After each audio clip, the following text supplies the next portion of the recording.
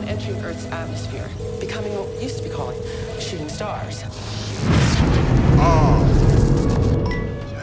Quando ouvimos que um filme estreou com 0% no Rotten Tomatoes, a primeira reação é rir ou desprezar, mas o que quase ninguém pensa é: e se esse fracasso fosse, na verdade, essencial para o cinema? Sim, os grandes desastres também fazem parte da história. Eles provocam discussões, criam comunidade e muitas vezes geram mais reflexão do que um blockbuster perfeito. O filme Guerra dos Mundos de 2025, estrelado por Ice Cube, é um exemplo claro disso. Um longa feito durante a pandemia, filmado no formato Screen Life e Found Footage, que virou alvo de críticas, memes e polêmicas. Mas será que ele não cumpre um papel maior do que simplesmente entreter mal? Hoje vamos explorar exatamente isso, o porquê de os filmes ruins também serem bons para o cinema. Sobre o caso Guerra dos Mundos de 2025, o filme já nasceu como uma experiência arriscada, rodado em plena pandemia, sem o aparato tradicional de Hollywood, usando a estética de videochamadas e gravações de tela. Esse formato, popularizado em filmes como Buscando e Amizade Desfeita, exige muita criatividade para manter o público envolvido. Mas aqui, a execução foi desastrosa. Críticas apontaram roteiro raso, personagens pouco explorados e um visual que mais parecia propaganda mal editada, e o que poderia ter sido um suspense criativo virou motivo de chacota. Ainda assim, o filme causou algo curioso. Ele viralizou. Pessoas correram para assistir não pelo medo da invasão alienígena, mas pela curiosidade de ver o pior filme do ano. E, ironicamente, isso o transformou em parte da cultura pop. Ou seja, ele falhou como cinema tradicional, mas funcionou como fenômeno cultural. Um bom filme entrega o que promete. Um filme ruim, às vezes, entrega o que ninguém esperava. Ele pode ser irritante, frustrante, até doloroso de assistir, mas no processo desperta um nível de reação visceral que o cinema raramente provoca. Com Guerra dos Mundos, não se fala só do roteiro fraco ou da direção improvisada. Fala-se sobre o estado do cinema durante e depois da pandemia, sobre como os streamings dão espaço a projetos ousados ou descuidados que nunca chegariam às salas de cinema. E fala-se principalmente sobre como o público se tornou mais crítico, mais rápido em apontar falhas e transformar um fracasso em meme global. Esse é o poder subversivo do filme ruim. Ele força a conversa.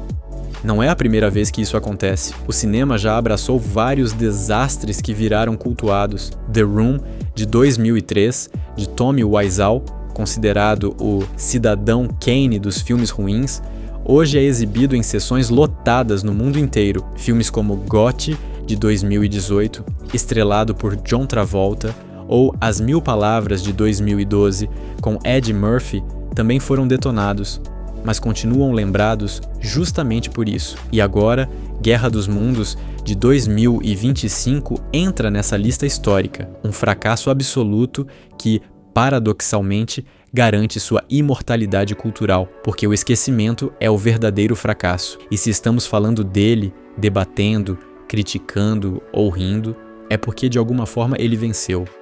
Há algo quase poético na imperfeição, nos efeitos especiais mal renderizados, nos diálogos que soam artificiais, na atuação exagerada ou mal dirigida. Tudo isso, que deveria ser um defeito, pode acabar se tornando um charme. Não porque o filme seja bom, mas porque ele cria uma experiência coletiva. É aquele momento em que amigos se reúnem para rir das falhas, ou quando as redes sociais explodem em piadas, memes e comentários. Esse tricô mal feito do cinema não apenas diverte, ele conecta e, de certa forma, cumpre uma das funções mais importantes da arte: gerar comunidade. Um filme ruim, visto da perspectiva certa, pode ser mais memorável do que um filme tecnicamente impecável, mas vazio de alma, porque o cinema é um espelho da vida, e a vida não é feita só de acertos, perfeição e finais felizes. Ela também é cheia de falhas, quedas, tentativas frustradas. Os filmes ruins lembram a gente disso. Eles mostram que nem toda a história precisa ser épica para ser relevante, e que às vezes, até no fracasso, existe beleza, aprendizado e até uma espécie de honestidade. Afinal, se tudo fosse impecável, o cinema perderia a ousadia. São os tropeços que nos lembram por que os acertos brilham tanto. Guerra dos Mundos, de 2025, pode ser um desastre de crítica. Pode ter conquistado um vergonhoso 0% no Rotten Tomatoes, mas no fundo, ele cumpre uma função importante, nos lembrar que o cinema não vive só de obras-primas. Ele também vive de riscos, de erros, de ousadias que falham. E é isso que mantém a arte viva. Filmes ruins são bons para o cinema porque nos desafiam, nos fazem rir, nos unem e, de certo modo, até nos emocionam. Então, da próxima vez que ouvir falar de um grande fracasso, lembre-se, ele pode ser ruim na tela, mas pode ser precioso para a história do cinema.